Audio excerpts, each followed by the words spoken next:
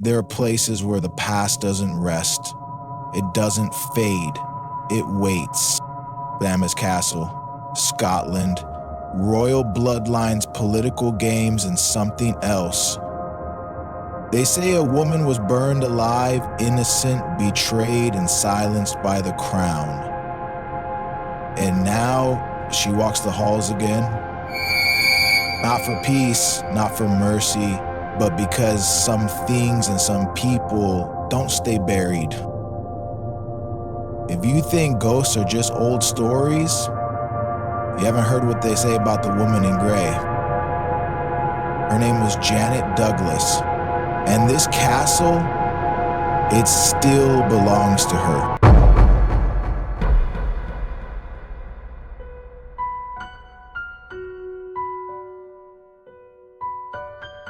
Before we dive in, if you've seen something you can't explain or lived through something that still keeps you up at night, tell us. Head over to Ghordan.com. It's free, quick, and maybe your story's next.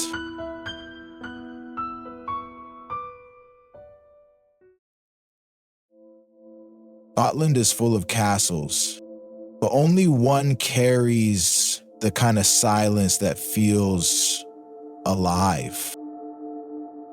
Glamis Castle, massive, regal, untouched for centuries. From the outside, it's a masterpiece.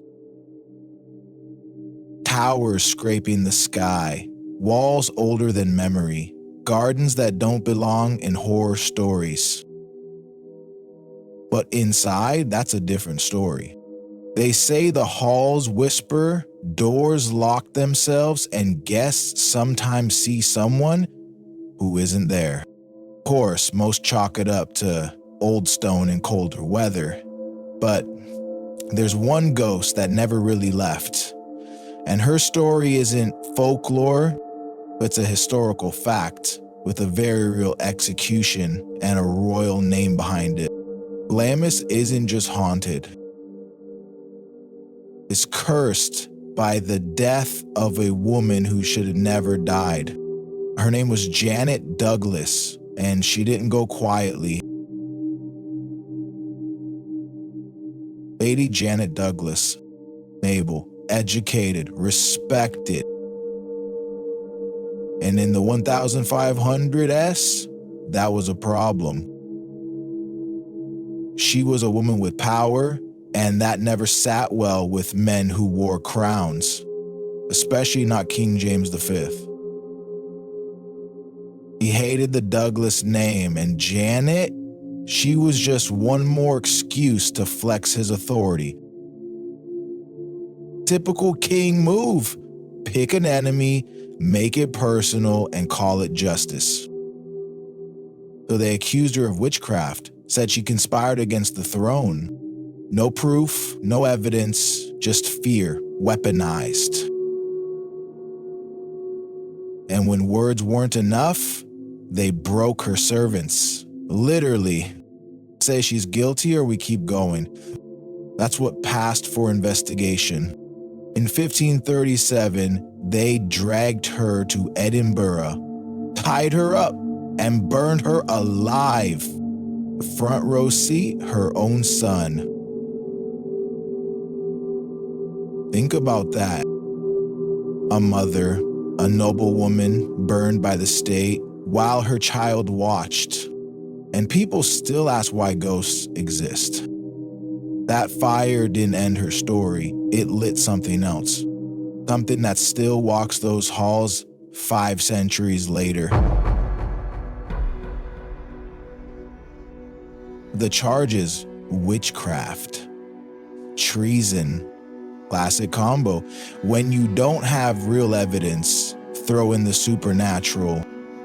King James V needed a scapegoat, someone with the wrong last name, and Janet Douglas fit the part.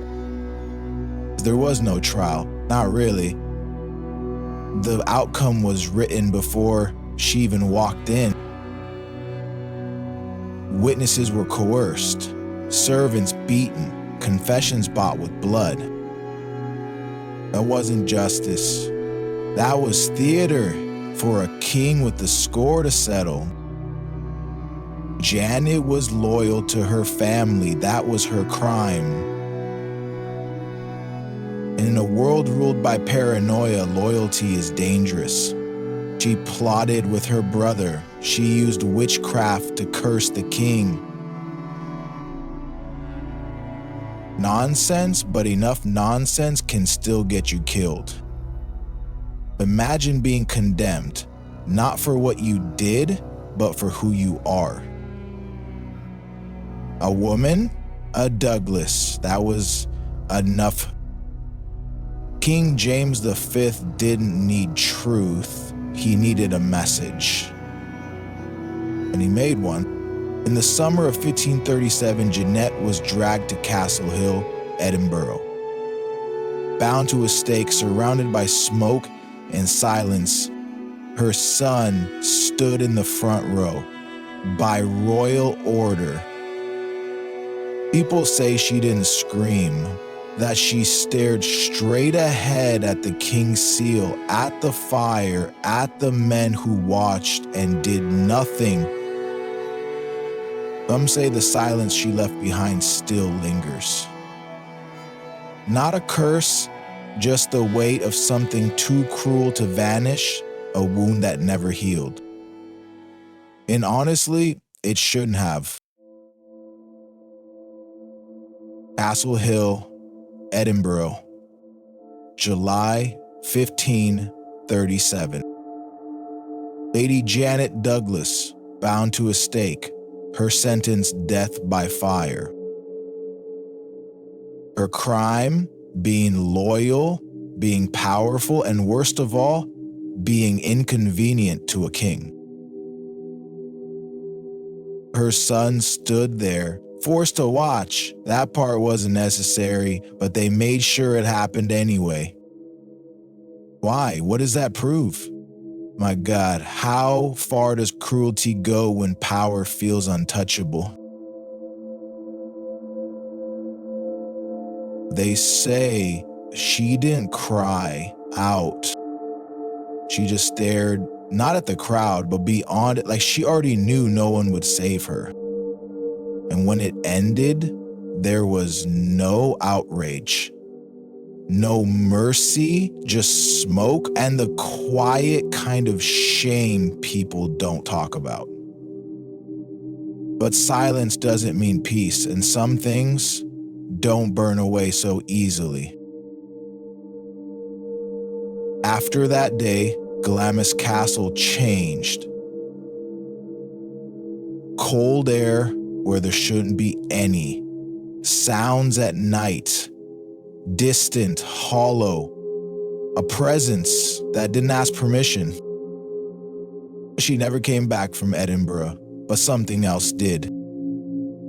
Not revenge, not justice, just the weight of a death that should never have happened. And that weight, it still moves through these halls.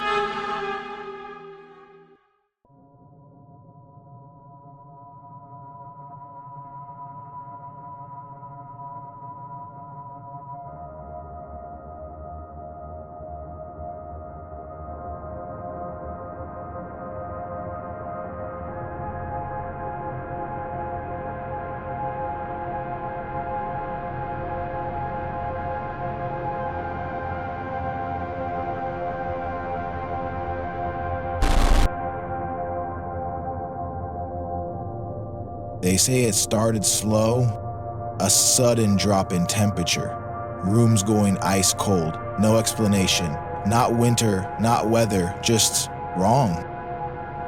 Then came the smells, faint, floral, like funeral lilies. Drifting through empty corridors in the dead of night, nothing there, no flowers, no reason. And then the voices. Low whispers carried on still air, too soft to understand, too clear to ignore. As if someone was praying behind a wall that isn't there. Visitors talked about footsteps. Not heavy, not rushed, soft, deliberate. pacing above them, behind them, always just out of sight. And then people saw her, a woman, draped in gray. No face, no shadow, just presence. She doesn't scream, she doesn't chase. She appears still, silent, like grief carved in stone. Sometimes kneeling in the castle chapel, lips moving to prayers no one can hear. Other times standing in the clock tower, watching the courtyard below. Watching, always watching. And staff members swore he saw her glide across the queen's bedroom at dawn. No footsteps, no breath, just motion. And when he turned on the lights, nothing. And here's the part that turns myth into legacy. The story reached the royal family. They say even Queen Elizabeth, the Queen Mother, saw something at Glamis as a child. A woman in gray standing by her window. She spoke of it only once, but it stayed with her for life. And honestly, when you grow up in a castle with a ghost that mourns, not moans, you learn quickly. Some hauntings aren't about scaring you. They're about reminding you. She doesn't want revenge, she wants to be seen. And worst of all, she is... They call her the Gray Lady. But she's not just a ghost. She's a reminder. A scar left open inside stone. And Glamis Castle, it carries more than her story. More than her silence. It holds secrets no one dares to name out loud. Because Lady Janet isn't the only one they hear in those halls, not by far. But hers is the presence no one forgets. Is she looking for justice, redemption, or is she just stuck, locked inside the place that failed her? But we don't know, and maybe it's better we don't. But tell me this, do you think a soul burned in innocence can ever truly disappear? If you do, visit Glamis and wait, see what finds you. And now I want to hear your story. Do you ever stand somewhere and just know you're not alone? Even if nothing moves, even if nothing speaks, have you seen something that doesn't fit what we call reality? A shadow, a sound, a face that shouldn't be there? That's where the real stories begin. Share it with us at Ghordan.com. It's free, and maybe, just maybe, your story will be next. If this tale chilled you even a little, hit like, drop a comment, and subscribe. We're just getting started.